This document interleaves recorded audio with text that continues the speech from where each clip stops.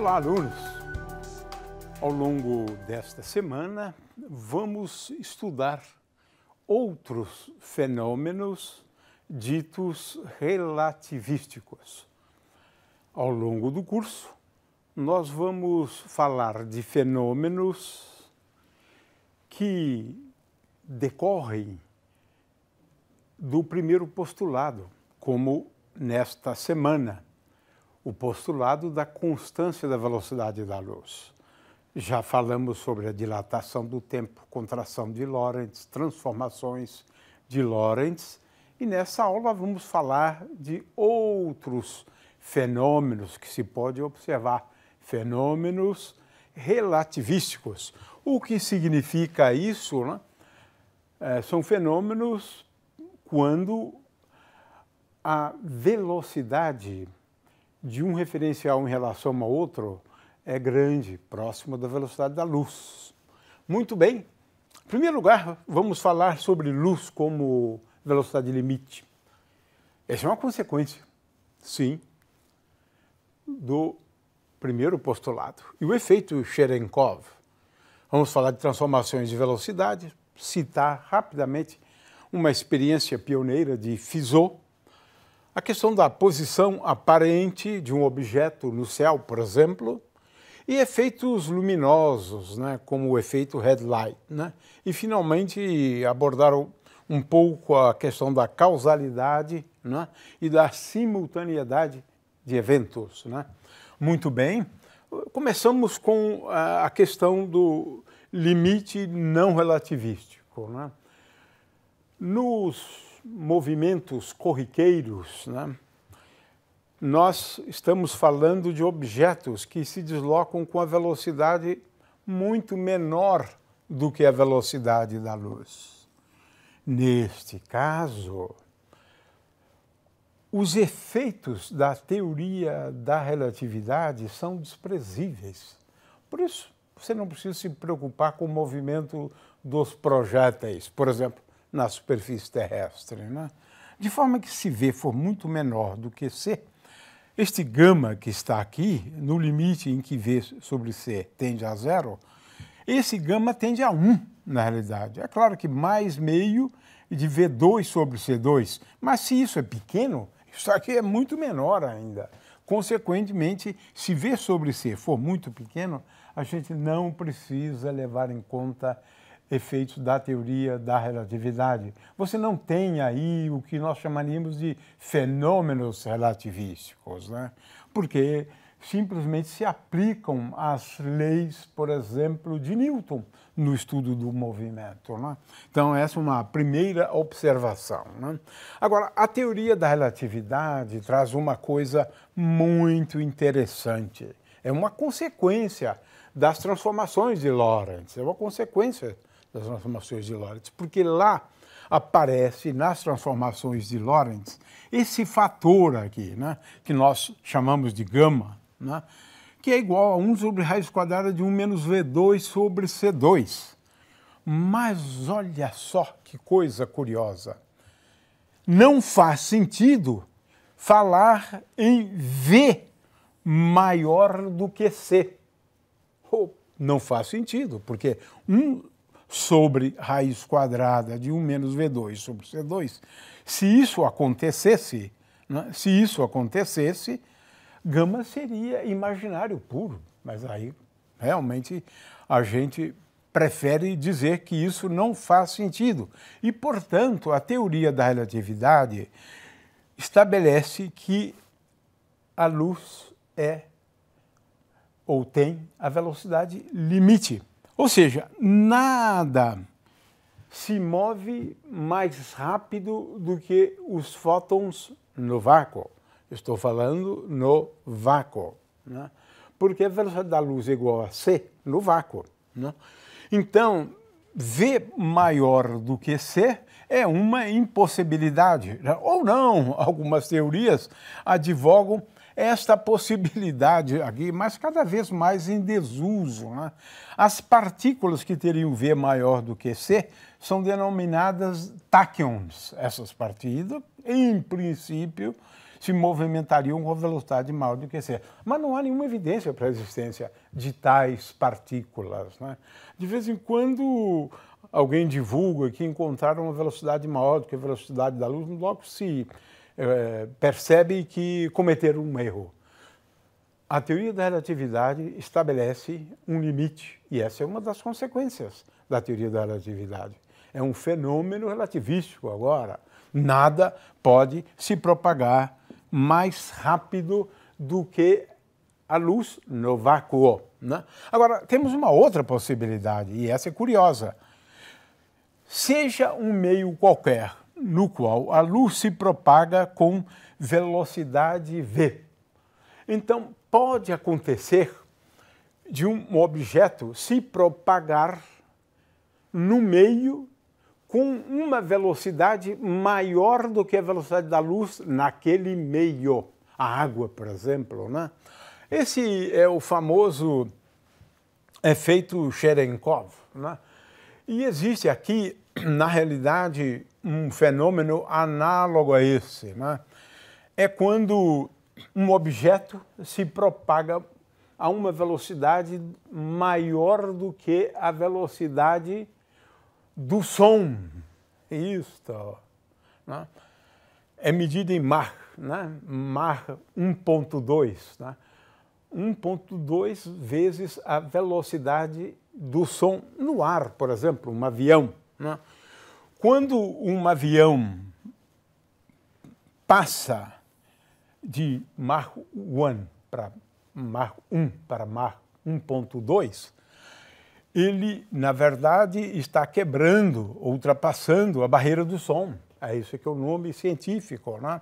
E quando isso acontece, o avião acaba realmente tendo condições de ultrapassar as várias frentes de onda. Nesse instante, onde ele ultrapassa a velocidade do som, se formam ondas de pressão, que são ondas de choque. Esse fenômeno tem o nome de sonic boom, né? E essas ondas de choque se propagam numa determinada direção, um ângulo aqui, né? Um ângulo θ, de tal maneira que o seno do ângulo θ é igual à velocidade do som dividido pela velocidade da fonte, do objeto que se move.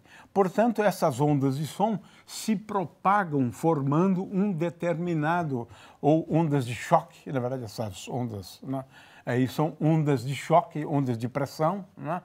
De forma que elas se propagam, né? Formando essa nova frente de onda, né? Ou de onda de choque, né?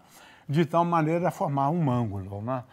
Também isso é possível ver no caso de algo que se movimenta na água, por exemplo, um barco, né?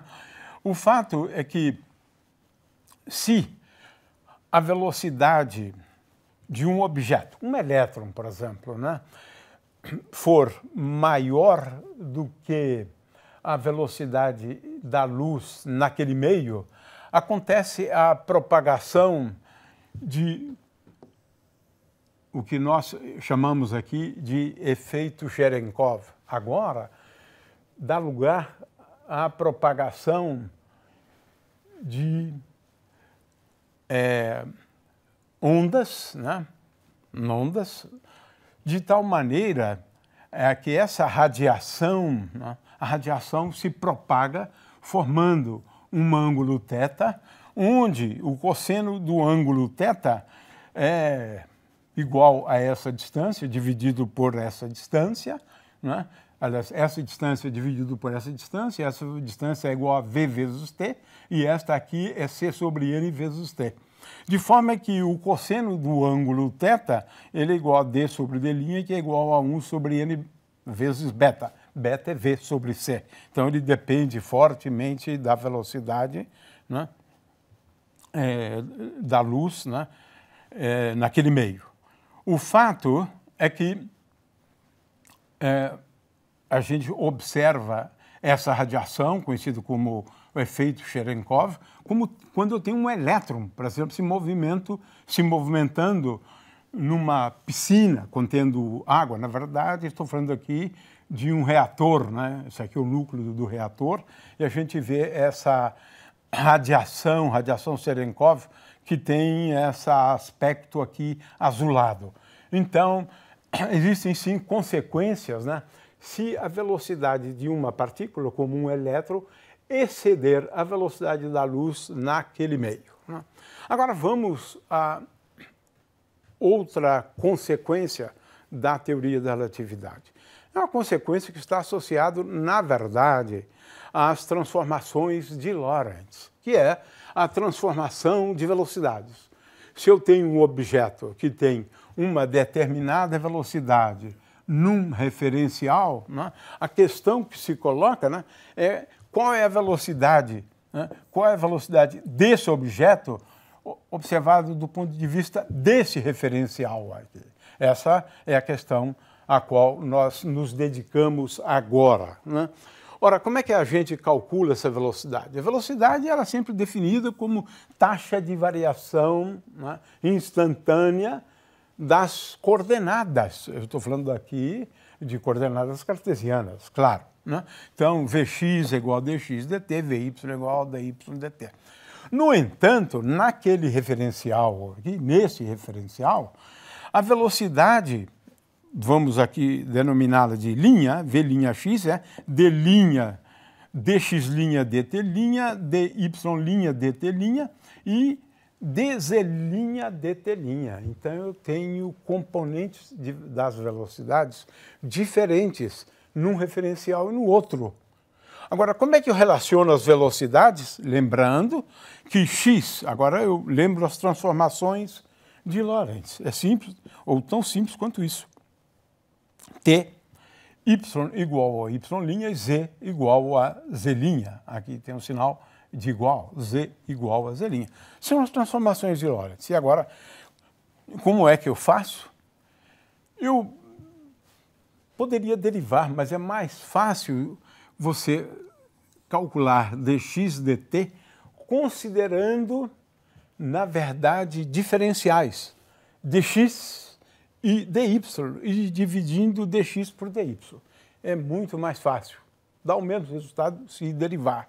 De forma que aqui em cima eu tenho dx e embaixo eu tenho dt, né?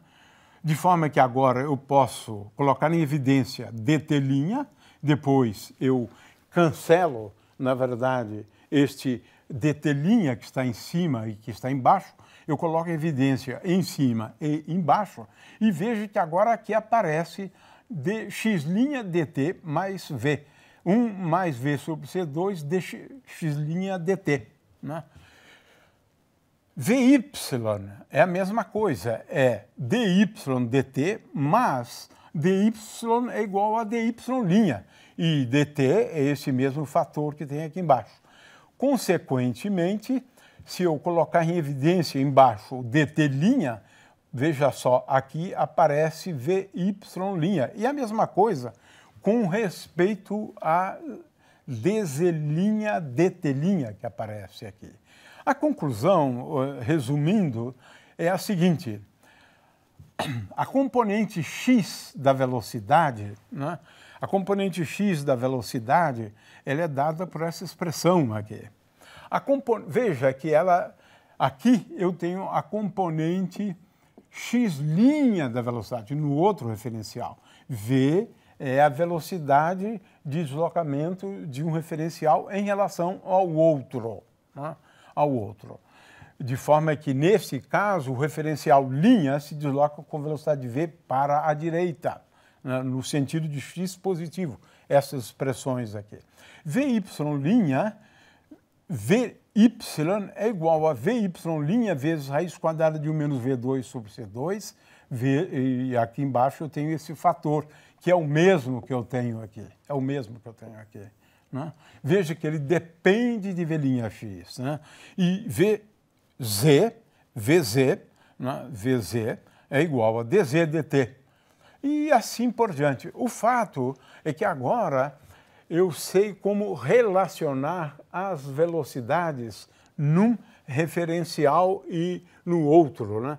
E aqui nós temos coisas realmente curiosas, né? Porque na teoria clássica você imaginaria, né, que se alguém lança uma flecha com uma certa velocidade, a questão é se esse que estiver no trem tiver uma velocidade, digamos, 100 km por hora, né? A questão qual é a velocidade da flecha para esse outro observador. É claro que eu posso também fazer a pergunta oposta.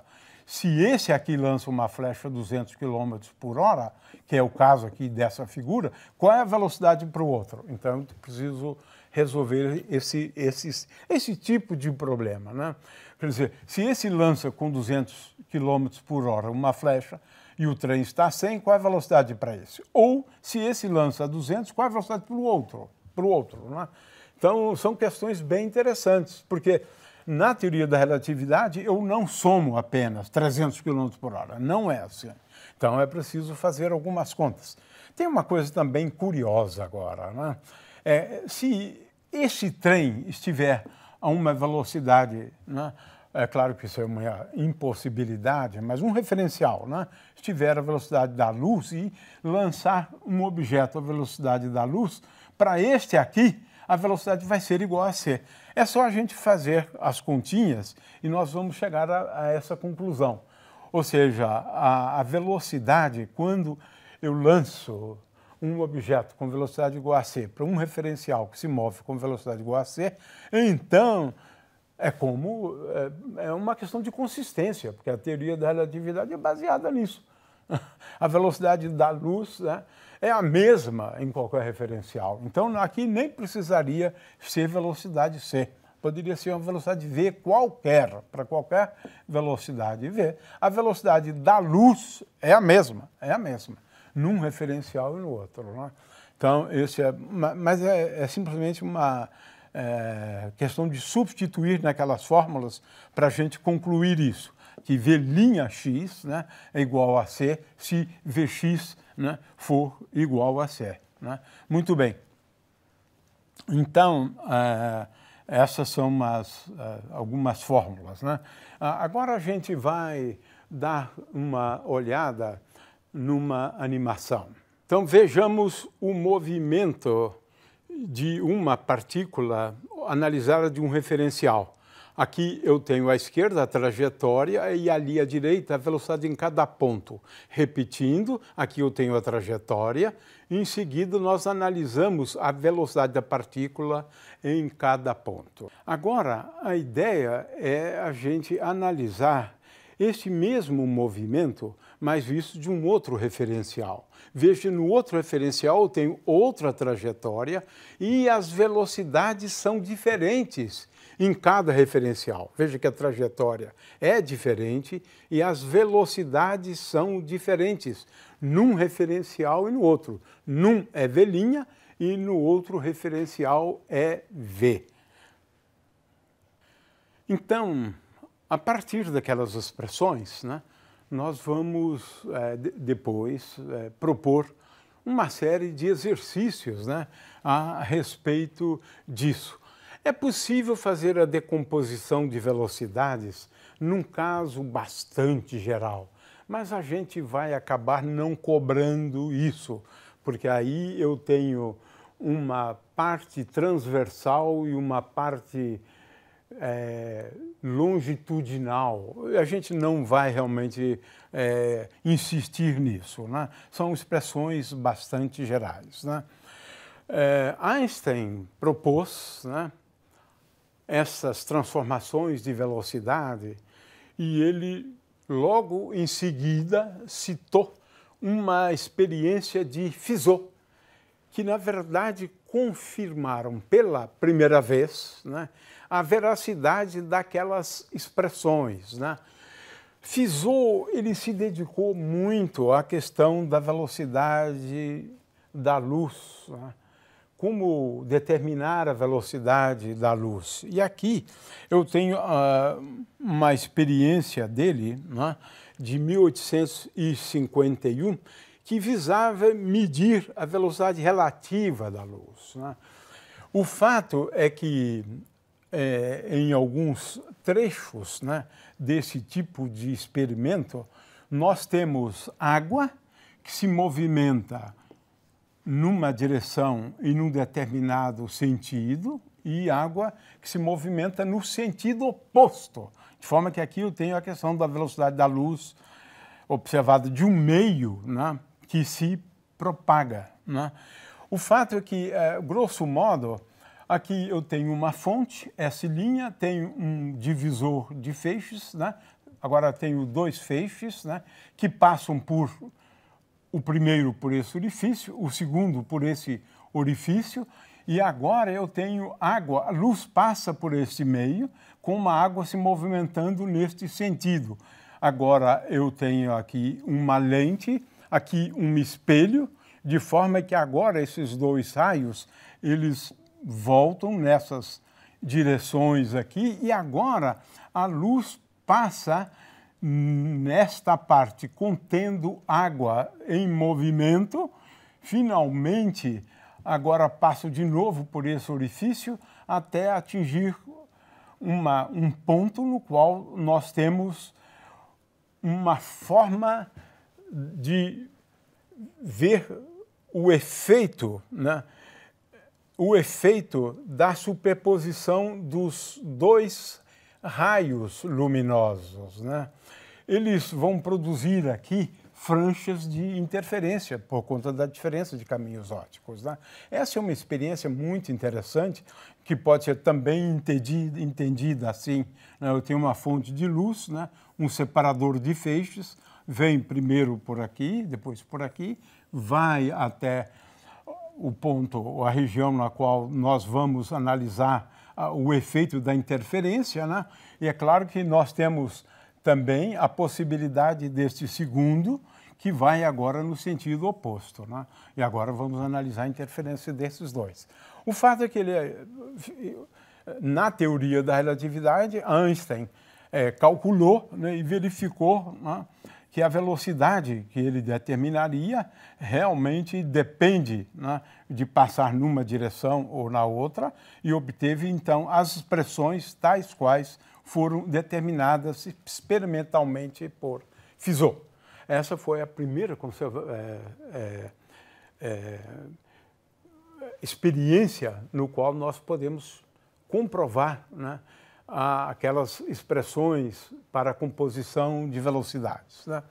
Agora tem uma outra coisa também curiosa, que é a questão da transformação de ângulos, né? Como o ângulo com que a gente observa um objeto em movimento, né, muda de um referencial para o outro, né? O que eu faço? Eu considero aqui agora Vx e escrevo Vx é igual a V vezes cosseno θ. V' x é igual a V' vezes cosseno θ'. De forma que agora eu tenho uma expressão para V vezes cosseno θ, que adquire esta forma, e V vezes seno θ, que adquire esta forma, né? De forma que se eu dividir uma pela outra, veja que o que eu estou fazendo aqui eu tenho aqui um objeto que se move com uma velocidade, que eu estou chamando de V, essa velocidade, e esse ângulo aqui é o ângulo θ, é o ângulo com que eu vejo esse objeto se deslocando com velocidade V. No outro referencial, essa velocidade aqui é V', V'. E esse ângulo aqui é θ'. De forma que um observador vê esse objeto em movimento, formando um ângulo θ' em relação ao eixo x', e esse que observa com um ângulo θ. E nós já deduzimos, então, as expressões, né, para esse cosseno θ em função de cosseno θ'. Mas é claro que envolve o módulo da velocidade do objeto naquele referencial, o módulo da velocidade neste referencial, a velocidade de deslocamento relativa entre eles, que é V pequeno, não é? E, claro, aqui envolve cosseno tetalinha, cosseno tetalinha, seno tetalinha, cosseno tetalinha. Dividindo uma pela outra, a gente relaciona a tangente do ângulo θ com o seno de tetalinha e cosseno de tetalinha. Essa é uma expressão bastante útil, na verdade, porque se eu conheço o ângulo tetalinha num referencial, né, eu posso agora determinar a tangente de θ do outro referencial. E olha só que coisa curiosa, né? Aqui, em primeiro lugar, quero chamar a atenção para esse fator aqui. Raiz quadrada de 1 menos V2 sobre C2, né? E, finalmente, seno de tetalinha, cosseno de tetalinha, né? E aqui envolve, sim, claramente a velocidade relativa entre os dois referenciais e o módulo da velocidade no referencial que se desloca em relação ao primeiro, né? Muito bem, então devemos considerar todos esses fatores aqui, né? Essa é uma coisa realmente bastante interessante, essas fórmulas aqui, né? Quer dizer, aqui eu tenho então uma animação que a gente vai ver agora, essa animação, para a gente entender isso um pouco melhor. Então eu tenho, num planeta, eu olho um objeto em movimento, formando um ângulo θ. No outro referencial que se move em relação a ele, eu tenho este mesmo objeto, mas formando um ângulo θ'. E esse ângulo θ', né, é aquele que é medido num referencial, né? Eu tenho agora as expressões para determinar o ângulo θ em função do ângulo θ', em função da velocidade dele neste referencial, né? E também a velocidade de deslocamento de um referencial em relação ao outro, porque envolve realmente esses dois termos, né? Muito bem, então eu tenho como calcular a inclinação de uma direção determinada pelas velocidades, né, de um objeto num referencial e no outro referencial, né? Agora a gente pode fazer uma aplicação destas expressões, mas agora levando em conta que a velocidade é igual a c, a velocidade daquele objeto, mas no caso estou falando de um raio luminoso, da luz, né? Então, aqui, eu estou agora me dedicando à questão de determinar o ângulo num referencial e no outro referencial, quando o objeto que eu estou observando, ele tem uma velocidade igual à velocidade da luz. Agora, as fórmulas aqui ficam de uma forma mais simples, olha, ficam fórmulas bem bonitinhas, na verdade, né? Agora, a velocidade do objeto, né, fótons, por exemplo, né, é igual à velocidade da luz. Então, estou determinando os ângulos envolvendo agora a propagação de raios luminosos, né? Veja a expressão aqui, né? Ela depende, claro, o ângulo θ depende da velocidade com que um referencial se move em relação ao outro e a velocidade da luz. Então, claro, θ' e cosseno, seno de θ' e cosseno de θ', eles são determinados naquele referencial, né, que se move em relação ao primeiro, né? Portanto, eu tenho uma expressão aqui válida para um sinal luminoso qualquer. Eu quero chamar a atenção para esse fator aqui, porque a gente vai comentar logo este fator, né? Eu quero agora lembrar, né, as definições que temos aqui. Na verdade, isso aqui serve, né, para a gente entender, por exemplo, quando eu tenho uma estrela, a luz proveniente da estrela, num referencial ela é θ', no outro referencial ela é igual a θ. Θ pode ser a posição real, atual, mas visto de um referencial. θ' é a posição aparente por conta desse efeito do movimento apenas. Mas essa expressão aqui é válida, então, para a direção com que um observador localizado num referencial vê uma estrela, por exemplo, a direção dela, e um outro observador num referencial que se move em relação a ele. Essas inclinações são diferentes, né? Essa é uma expressão, então, bastante interessante para efeito de entender, né, o ângulo que forma uma determinada estrela num referencial e no outro referencial. Aqui tem um efeito também bastante interessante, né? Por conta daquele fator lá na frente, né? 1 menos V2 sobre C2, né? O tangente de θ depende deste fator. Então, quanto maior for V sobre C, nós vamos observar um feixe luminoso que tem uma certa abertura, mas se eu me movimento, né? Ou se esse objeto se movimenta em relação a mim, esse ângulo de abertura se reduz consideravelmente por esse fator aqui, né? De forma que os raios provenientes de uma fonte, né, que alcançam um observador, eles são distorcidos e concentrados na direção do movimento da fonte em relação ao observador, né? É como se a luz emitida por um objeto em movimento estivesse concentrada num cone voltado para a direção do movimento. Esse efeito recebe o nome de efeito headlight, né? É como se estivéssemos vendo raios bem concentrados na direção que ocorre o movimento. É claro que depois que passa, a luminosidade é bem mais reduzida, menos luz naquela direção. Por isso que recebe esse nome, né? Um outro efeito que a gente pode analisar também utilizando essas transformações de ângulos, né, diz respeito à questão da aberração da luz das estrelas, né? Aqui tem um exemplo interessante, que é uma chuva que cai e você está parado. Mas quando você se movimenta, a chuva parece estar caindo com um determinado ângulo. É claro que é um efeito do movimento, né?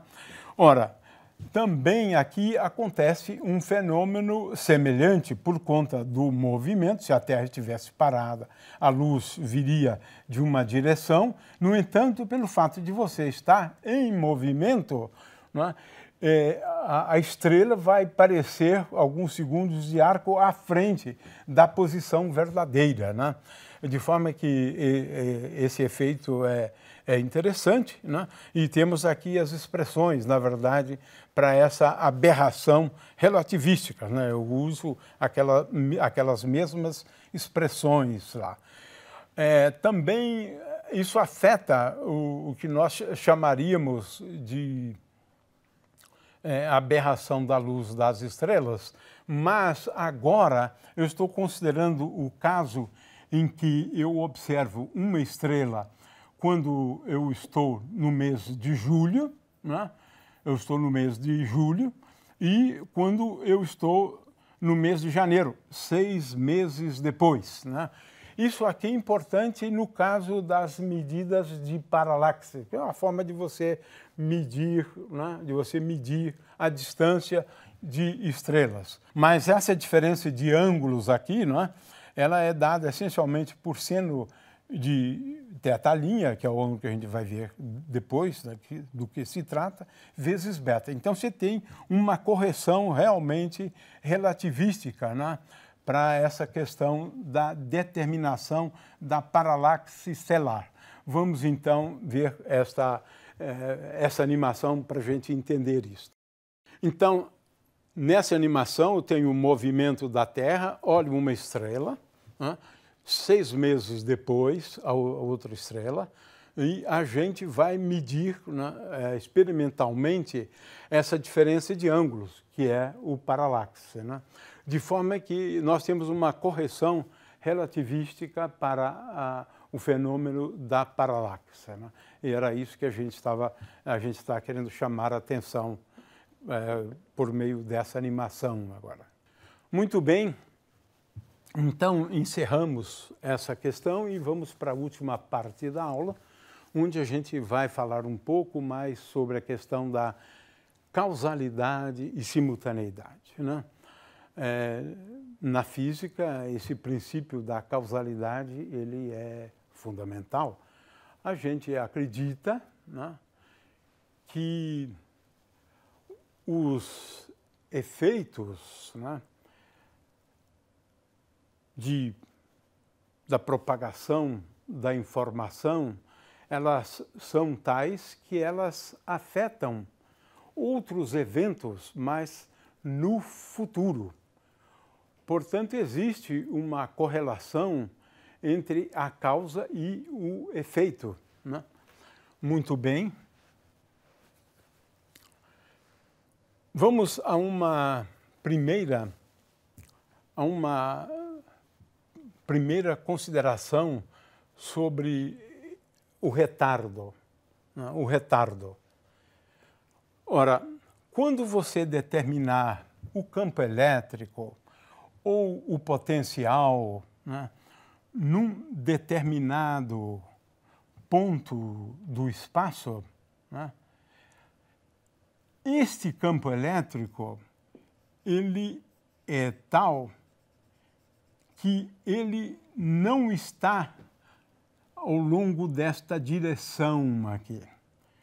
Porque a informação envolvendo o campo produzido por esta partícula, ela experimenta um retardo, ou seja, ela demora um tempo para chegar ali. E, portanto, você vai calcular o campo num tempo retardado, num instante de tempo anterior a esse que você está considerando. E esse instante de tempo anterior, ele é dado por telinha. Telinha é igual ao instante de tempo que você está observando no seu relógio aqui, né? No instante de tempo t menos 1 sobre c, porque a informação se propaga com velocidade c. Então, 1 sobre c dessa distância aqui, Portanto, o que você mede aqui é o que aconteceu num instante de tempo anterior a esse, né? Então, isso é muito importante para a gente entender a radiação. O problema do horizonte é um exemplo típico, né? Nós só temos informação dentro de uma distância, conhecida como distância do horizonte, e essa distância é igual a c vezes t. T é o tempo de existência do universo. Então, o universo tem um tamanho pelo menos do ponto de vista da causalidade, né? Ou seja, você não consegue ver além de distâncias como essa, né? O intervalo entre dois eventos. Eu tenho um evento que ocorre para estas coordenadas e um segundo evento que ocorreu nestas coordenadas. Pode-se mostrar que a distância entre dois eventos, neste sentido, né, de C2 delta T2 menos delta X2 menos delta Y2 menos delta Z2, esse é um invariante de Lorentz. Nós já comentamos isto, né? Consequentemente, a gente pode classificar os eventos, né, em eventos tipo tempo, por exemplo, eventos que ocorrem os dois no mesmo ponto do espaço, né? Eventos tipo luz, né? E, finalmente, eventos tipo espaço, né? E um não pode se transformar no outro, claro, porque é invariante. Se é negativo, ele é sempre negativo. Se é positivo, ele é sempre positivo, né? De forma que esses são invariantes de Lorentz. Um invariante tipo espaço é um evento que aconteceu, por exemplo, os dois eventos aconteceram no mesmo instante de tempo. Aqui nós estamos agora nos referindo ao problema na realidade da simultaneidade, porque o que é simultâneo num referencial não é simultâneo no outro referencial. Eu posso agora definir o tempo próprio, mas eu vou deixar isso aqui para a próxima aula, que é mais importante na próxima aula, né? E também é claro que se eu tenho eventos, né, que eu consideraria tipo tempo, né? Então, ou seja, que o intervalo entre eles é positivo, né? Você pode ter T2 maior do que T1, T2 menor do que T1. O fato é que a questão da simultaneidade é, se algo aconteceu no mesmo instante de tempo num referencial, será que ele ocorre no mesmo instante de tempo em outro referencial? Em geral, não, né? Então, simultaneidade é um conceito relativo. A condição do intervalo de tempo, né, num outro referencial é dado por essa expressão aqui. A gente coloca um exercício sobre isso, já que o tempo realmente urge, e então a gente gostaria de lembrar aquela discussão que eu fiz anteriormente sobre a questão do cone de luz, né? Eventos no futuro, eventos no passado, uma região na qual os eventos que acontecerem aqui podem acontecer por conta de algo que aconteceu no passado, por exemplo, né? Mas isso é uma questão que a gente já discutiu numa das aulas anteriores, então nós vamos aqui aproveitar e para encerrar a aula neste ponto.